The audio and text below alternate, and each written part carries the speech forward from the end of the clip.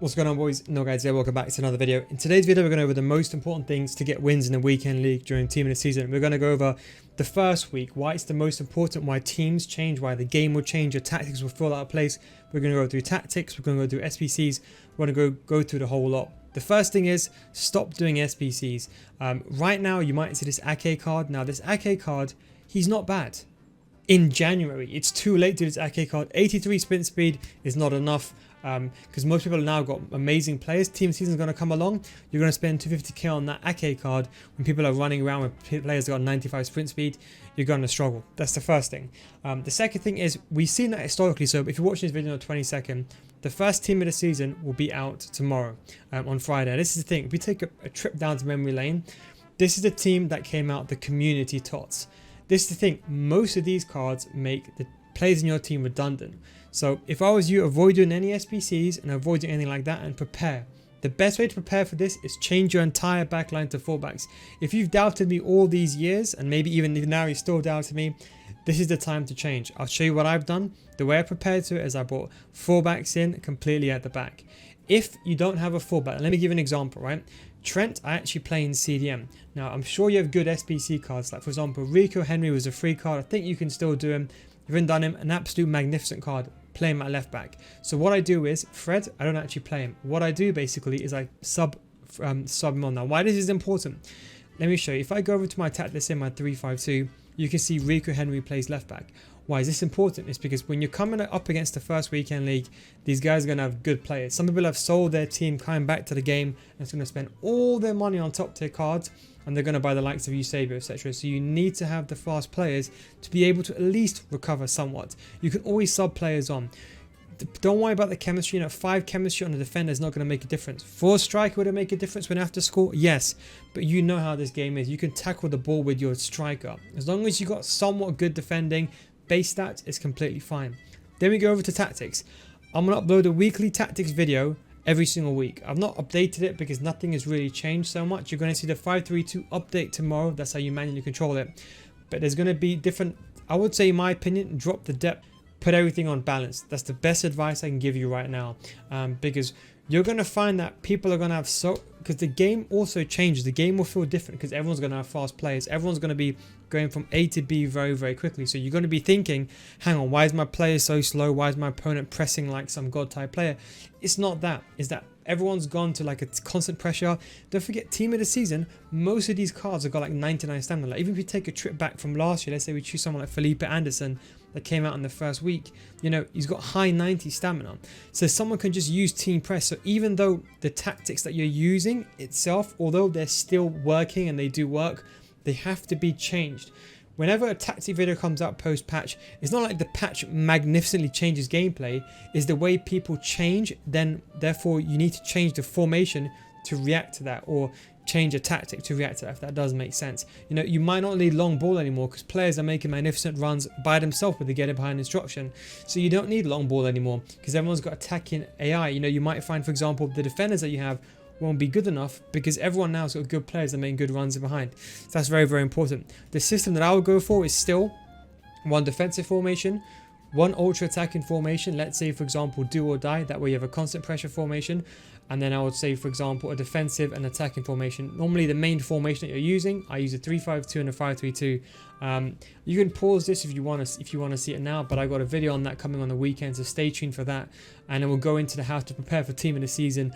Do check that out on my channel and I'll explain to you how you can set up your game plans, gameplay, etc, etc. So yes, don't do any SBCs, not right now anyway. The second thing right now is the gameplay. Servers are going to be overloaded. Bear this in mind. Try not to get frustrated. If you're playing FIFA right now, if you're watching this and it's before team of the season, you might find the game somewhat hard if you're a gold 3 player. Why? It's because a lot of the casual players are gone. During team of the season, you're going to see that a lot of the casual players come back. Maybe getting gold 3 won't be as hard as you think. But in the opposite spectrum, for the elite tier players, if you're getting elite now, and let's say, for example, because there isn't that many casual players, yes, the game is hard. But next week, when team of the season comes out, elite's going to be a shambles. You're going to see top 100 players, everyone fighting for elite, and everyone wants to get elite 1. There's going to be no casual game. So if you're realistically sitting here now and you're a gold 1 player, it's a different game now. You need to understand that in 2 days time, 3 days time, the game's going to change. Everyone's going to be playing like it's the Champions League final every single game. There's going to be no chilling out. There's going to be no relaxing. You expect the ball to go to the corner flag. So expect this. What I'm trying to say is spread your games out. Do not get stressed out. Obviously keep calm. I'll have a video on my channel explaining how to set up your games and split them up. Another thing that's important as well is with your team is get rid of the players that are slow. In my opinion, get rid of everyone below 85 sprint speed. That's it. Unless you have a centre mid. If you got a centre mid, let's say for example you got Renato Sanchez, okay, that's fine. The centre mids you can get away with. But your wingers, you need to have wingers that are good enough. You know, I'm talking about 90 sprint speed first. I would say for someone that's slow, put a hunter. In my opinion, your entire back line, unless they're paced out, go put a shadow on them. That's the most important thing, because you're going to find that pace equals recovery. If your opponent does a through ball and someone's got, I don't know, whoever the nominees are, if someone's got a team of the season type play and he's making a run it behind, some of those players won't last. Another thing is the market crash. People are saying to me, should I sell my team now and then buy it back on Friday or Sunday? Don't. The first weekend league is the most important one, even if it seems like it's not the most important team, because as I go back to this example, let's say for example you get gold through it, you get generally speaking a guaranteed team of the season player. Now this is the thing, what if you got a guaranteed team of the season and you end up getting this Dembele card, for example? He wasn't even that expensive. You can see when team of the season came out last year, FIFA 20, you can see it was 114k. That's not a lot. 140, think about right now, before team of the season, what can you buy for 140k? Not that much. You can maybe just about, if you could spread a bit more money, buy Neymar. But that is about it. But it's the thing. Everyone's going to be able to afford these cards. So even the guy with a 50k team, or the guy with a 10k team, the guy with a 200k team, they've got this card, red card on the bench. So they're going to adapt their team. They're going to bring on these subs. And this is the thing. Use them wisely. If you pack your fullback or centre back, just bring them on as a sub. You're better off bringing some. Don't forget, all subs get 5 chemistry. So whenever you bring on a sub, think, okay, this is Diego Dalot. This is his stats on 5 chemistry. When you bring him on, is there someone else on my team that's already got 10 chemistry? And is Diego Dalot better on 5 chemistry than the guy on 10 chem? That's the way you got to think about it. Change the way you build your team. There's probably going to be a few players that you might get that will change the way your team goes. That's fine. But the most important thing is try, if you can, play that weekend league. Don't miss out, because if you miss, what happens is yearly, this is something that's very, very common. If you miss the first weekend league, what happens is the next one, Premier League team of the season. Good luck that weekend league, right? Everyone's playing try hard, do or die, Champions League finals all the way. What happens is people start bringing on these team of the season cards and you can't compete. And this is the difference. If you're like, I don't know, a gold 2 player and you're versing a gold 3 or silver 1 player with team of the season players, it's a massive, massive difference. It's not, for example, like using a gold card like Dembele and then using someone like Neymar. It's a complete different realm where players are much faster. They've got maxed out stats. So that is very, very important. So make sure you do play that first weekend league. And if you can't, at least try to get silver 1, in my opinion. If you can't, worst case scenario, okay, I understand people be working. But if you can, try to play that weekend league. In terms of skill moves, keep things very, very simple. First time fake shots. Players like Neymar are still going to be end game cards. Do not go at, another mistake I'm seeing is someone goes, oh look, here's Dembele, he's got 93 pace, 90 shooting, let me go put him ahead of Neymar. No, don't do that. Even though he's a team of the season card, you got to remember he's got a 3-star weak foot. Even though Neymar's stats don't look that good compared to his card, some cards are going to be better. For example, like Neymar, the 5-star weak foot is so important and his card is god tier.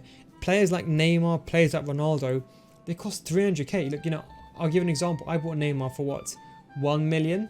It lasted me such a long time. Ronaldo, albeit you can say overpaid for him a little bit, but those cards now, they're so cheap. You can get, for example, Ronaldo for around about 400k. So if you've got the money, go ahead and buy these cards for the first weekend league. If you want, you can then sell some, but Ronaldo is not going to collapse below 326.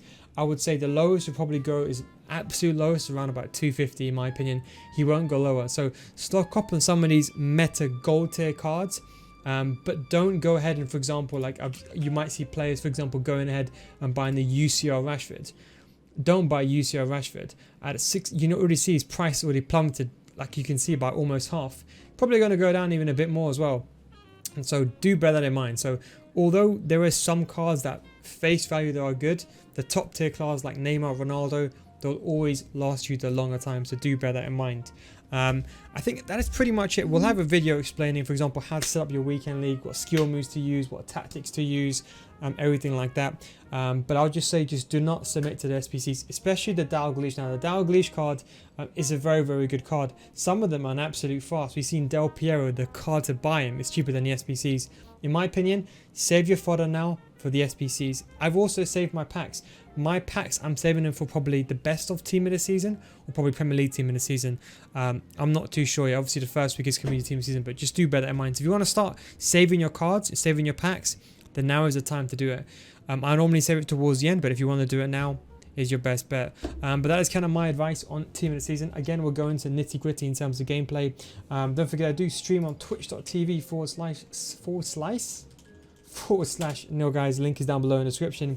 I will be playing the team of the season, probably be going for elite as usual, but I'll be playing a bit chill because of my wrist injury, so I'll probably still going for elite, but we'll see how that goes. But it'll be more of like a chill one, so if you want to come in, see how I play, feel free to do that. Link is down below in the description. But anyway boys, thanks for watching, take it easy, and I'll catch you next time. Peace out.